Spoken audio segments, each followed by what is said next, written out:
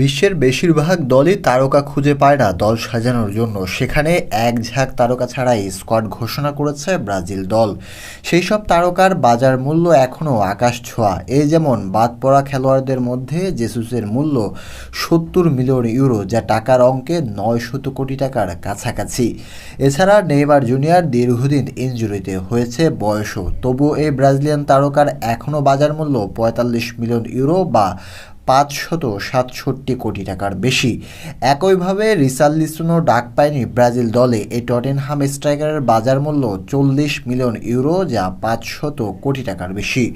মূল্যের দিক থেকে কম নয় বার্সেলোনা আলোচিত তরুণ উইঙ্গার ভিটর রুকো, তারও মার্কেট ভ্যালু 40 মিলিয়ন ইউরো। মূল্যের দিক থেকে এই তারকাদেরও ছাড়িয়ে গেছেন ব্রেমার, তার বর্তমান মার্কেট ভ্যালু 60 মিলিয়ন ইউরো, যা টাকার অঙ্কে 750 কোটি টাকার বেশি। এছাড়াও ব্রাজিলের স্কোয়াডে ডাক পায়নি পেদ্রো ও কুনহা। পেদ্রোর বর্তমান মার্কেট ভ্যালু 560 কোটি টাকার বেশি, আর কুনহার বাজার মূল্য 520 কোটি টাকার বেশি।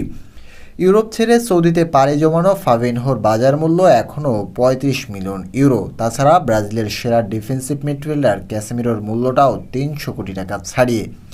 ব্রাজিল যে স্কোয়াড ঘোষণা করেছে সেই স্কোয়াডের মূল্য প্রায় 10,000 কোটির কাছাকাছি, তবে তাদের বাদ পড়া স্কোয়াডের মূল্য অনেকটা সমানই হবে।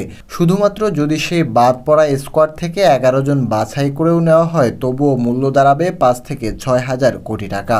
ব্রাজিলিয়ানদের প্রতিভা নিয়ে কারো কোনো সন্দেহ নেই, তাই কেরিয়ারের শুরু থেকে শেষ পর্যন্ত তাদের বাজার মূল্য থাকে আকাশ ছোঁয়া। ফলে তাদের বেঞ্চে থাকা খেলোয়াড় এবং তাদের দল থেকে বাদ পড়া খেলোয়াড়দের নিয়ে সাজানো স্কোয়াডও অনেক মূল টিমের চেয়ে বেশি দামি হয়।